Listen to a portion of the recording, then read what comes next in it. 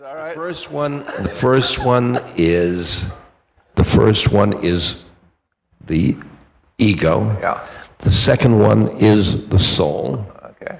And in the number three. Okay. What is in number three? I'm still a little unclear about that. In shamanism, we have this what we call the middle world, ordinary reality, where the ego's flourishing. Ego. Yeah. Okay. And we have the upper world and the lower world, and they have different levels. The astral plane concept is something I think people use to describe when shamans journey to the upper and lower worlds. They're going into the astral reality. Mm-hmm. But number three is a little unclear to me. Is that the... Number three is the mystic part of us. Your number two and my number two are individual. But your number three and my number three, it's the same thing. So not just looks the same, mm-hmm. but is the same. Well, shamans do experience, when they've done enough work, sort of a cosmic unity. And in fact, they draw on the power of this unity.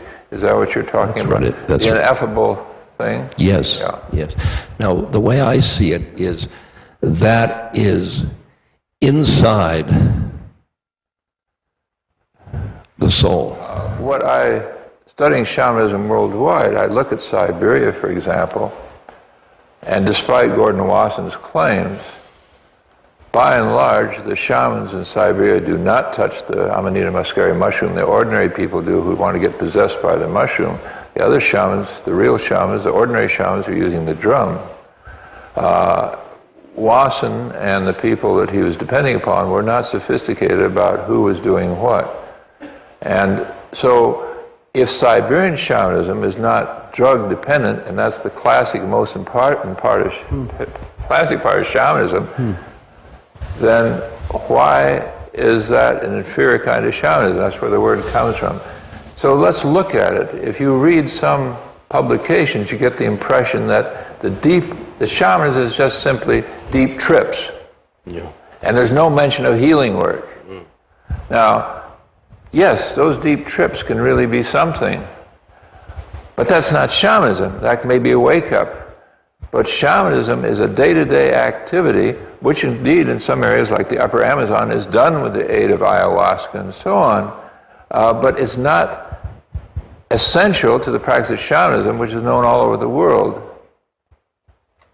And what's really important about shamanism is becoming aware of the subtleties of what is going on in the universe with the spirits and so on, and working with them to heal and help people.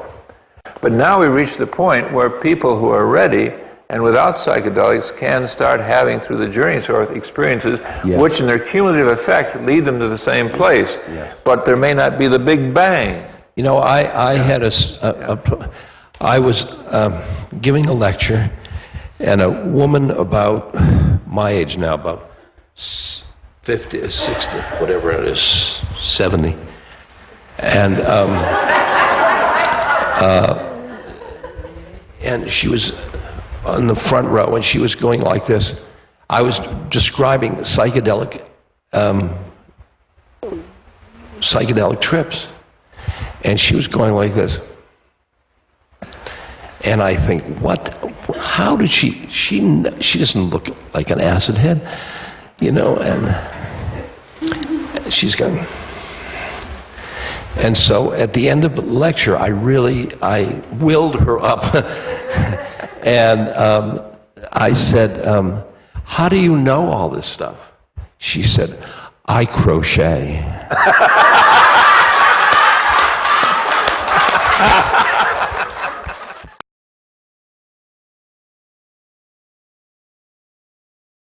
I think they would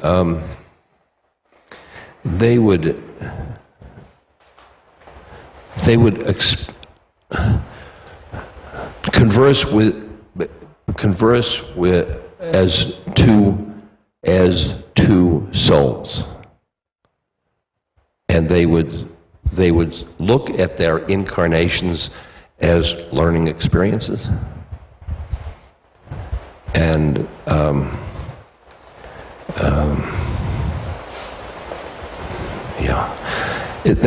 that's a shift in consciousness, an evolutionary shift in consciousness.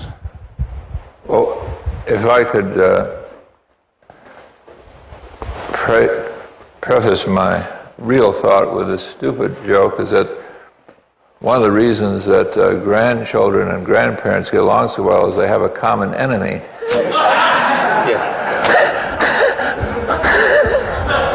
And in tribal cultures around the world, they're sometimes called by the same name, the grandparental generation and the grandchildren's generation. There is that close relationship. And they may belong to the same clan, whereas the parents won't, and so on. But that's not really what I wanted to say. Of course, none of us really knows what's going to happen, and it's really a mess, as we all know. And technology is centralizing things that George Orwell would never realize, you know, and Freer is centralizing. So setting that aside, however, let's go to the spiritual. My hope, and I had to say my hope, is that I was hoping we were going to have political democracy around the world. I'm not so sure. I mean, who knows? But that was the trend. It has been a trend for a while, starting back with the American Revolution. But I do think, and I do think there is a chance that spiritual democracy is being born.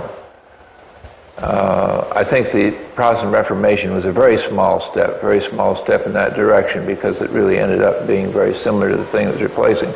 But I think the direct spiritual work that we're doing will not go away. It may go underground and so on. I hope it doesn't. But I think ultimately people will want their freedom and fight for the freedom if necessary, but I hope it doesn't come to that, to be able to work without spiritual dogma and spiritual authorities and so on. This is one of the reasons my work is so easy, because at first I don't have the capacity, but if I tried to be a spiritual authority, it would work just the opposite of what shamanism is all about. You have a tougher job because people come to you and look at you as authority whether you want it or not. So anyway, that's my take on it, that we have it a motion and action to achieve spiritual democracy as our hunting-gathering ancestors once had. We're closer to science than religion is, because we are conducting experiments all the time and finding out what things are really like. And in that sense, I think time is on our side, but who knows? What do you... spiritual democracy, what does that mean? Well, what I mean is that there's nobody over you telling you what to believe and saying this is your faith, because then it becomes faith. The work we do is not faith, it's experiential. And people have a chance to conduct experiments and have their own direct contact with what I would call the spiritual world. Don't you think those experiments lead to faith? No, I think faith leads to those experiments. When you had those deep psychedelic experiences, you had faith, hey, there's something going on, but I don't know what it is. And then you went to your guru, experiments were conducted in front of you, and you started changing. That's my opinion. In our work, I try to avoid telling people too much about what to expect, because I want them to have the autonomy of discovery and sharing with each other. That's spiritual democracy. To me. Yeah.